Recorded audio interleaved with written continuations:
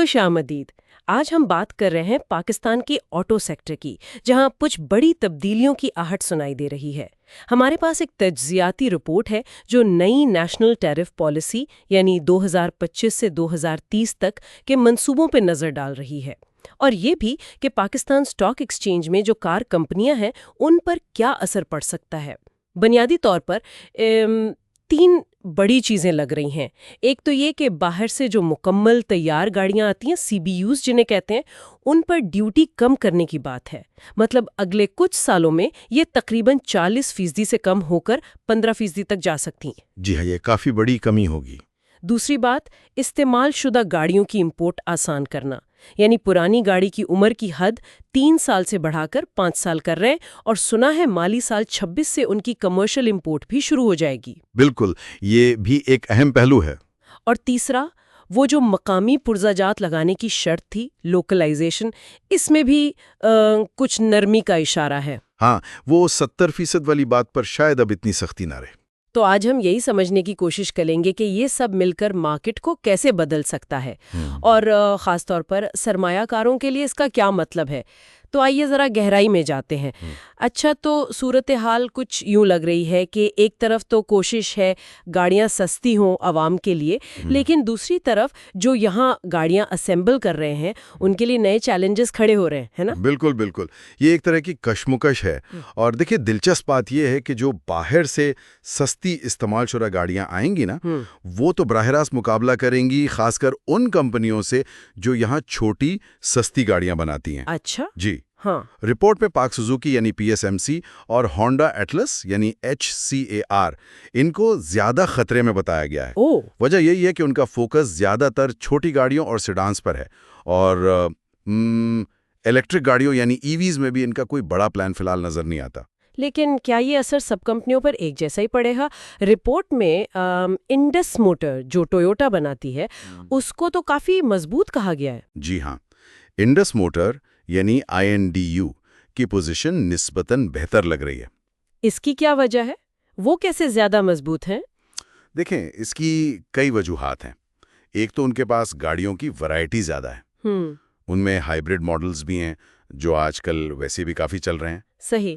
پھر ان کے کچھ ایکسپورٹ کے بھی منصوبے ہیں، اور انتظامی طور پر بھی وہ کافی فعال لگتے ہیں۔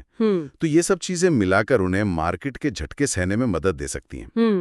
ان کا جو حالیہ منافع بڑھا ہے نا، تقریباً 29% سالانہ، ہاں میں نے دیکھا، وہ بھی اسی طرف اشارہ کرتا ہے۔ یہ ظاہر کرتا ہے کہ جو کمپنیاں نئی ٹیکنالوجی اور ایکسپورٹ پر دھیان دے رہی ہیں وہ شاید زیادہ محفوظ ہیں۔ تو انڈس تو ٹھیک لگ رہی ہے، لیکن باقیوں کا کیا؟ جیسے سازگار انجینئرنگ ہے، SAZEW، وہ SUVs بناتے ہیں، رکشے بھی، یا پھر جو ٹرک اور بسیں بناتے ہیں جیسے ہینو پاک یا گندھارا، ان کے لیے کیا صورتحال ہے؟ سازگار کی صورتحال تھوڑی ملی جلی سی ہے، غیر مستحکم کہہ سکتے ہیں۔ مختصر مدت میں تو انہیں مسئلہ ہو سکتا ہے کیونکہ وہ SUV اسمبلی کے لیے باہر سے کافی پرزے منگواتے ہیں۔ اچھا، لیکن دوسری طرف وہ الیکٹرک 3 ویلر پر کام کر رہے ہیں، ہائیبرڈ میں بھی پارٹنرشپ کی بات ہے، تو اگر حکومت EVs کو سپورٹ کرتی ہے تو لمبے عرصے میں انہیں فائدہ ہو سکتا ہے۔ یعنی ان کا مستقبل حکومتی پالیسی پر بھی منحصر ہے کافی حد تک۔ اور جہاں تک ٹرک اور بس بنانے والوں کی بات ہے، جیسے ہائنو یا GHNI، ان پر استعمال شدہ کاروں کی امپورٹ کا براہ راست اثر شاید اتنا نہ ہو، لیکن جو ٹیرف میں عمومی تبدیلیاں آ رہی ہیں اس سے انہیں درمیانہ خطرہ ضرور ہے۔ ٹھیک۔ اور ایک بات اور بہت اہم ہے، ٹریکٹر کمپنیاں۔ ہاں، ملتا اور الغازی ٹریکٹرز۔ جی، MTL اور AGTL، ان کا مسافر گاڑیوں والی اصلاحات سے کوئی خاص تعلق نہیں بنتا۔ ان کی کارکردگی کا زیادہ تر انحصار زرعی پالیسیوں پر ہوتا ہے۔ فصل کیسی ہوئی، حکومت نے کیا سبسڈی دی، کسانوں کو قرضے ملے یا نہیں، وہ چیزیں ان کے لیے زیادہ اہم ہیں۔ صحیح کہا۔ یہ واقعی ظاہر کرتا ہے کہ ایک ہی سیکٹر میں پالیسی کیسے مختلف حصوں پر الگ الگ اثر ڈالتی ہے۔ بالکل۔ تو مجموعی طور پر یہ تجزیہ ایک کیا کہیں تفریق دکھا رہا ہے۔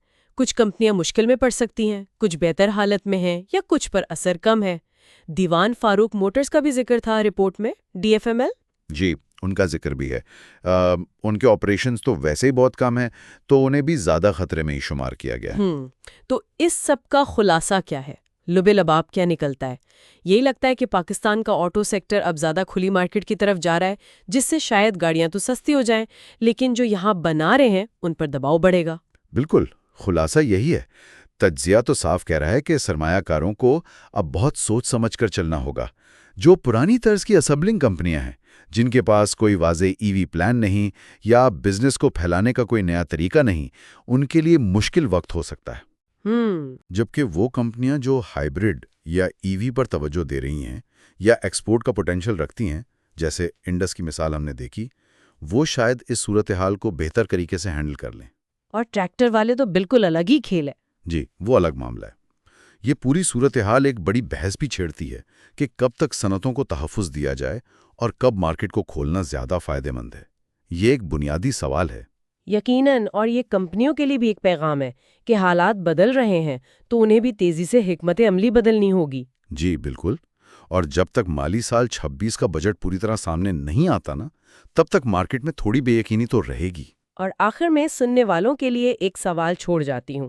سٹاک مارکیٹ کی پرفارمنس اپنی جگہ، لیکن اگر امپورٹ بڑھتی ہے اور مقامی پرزوں کا استعمال کم ہوتا ہے تو اس کا پاکستان میں جو ہزاروں چھوٹی آٹو پارٹس بنانے والی صنعتیں ہیں اور ان سے جڑی نوکریاں ہیں، ان پر کیا اثر پڑے گا؟ یہ ایک ایسا پہلو ہے جس پر میرے خیال میں آنے والے وقت میں نظر رکھنا بہت ضروری ہوگا۔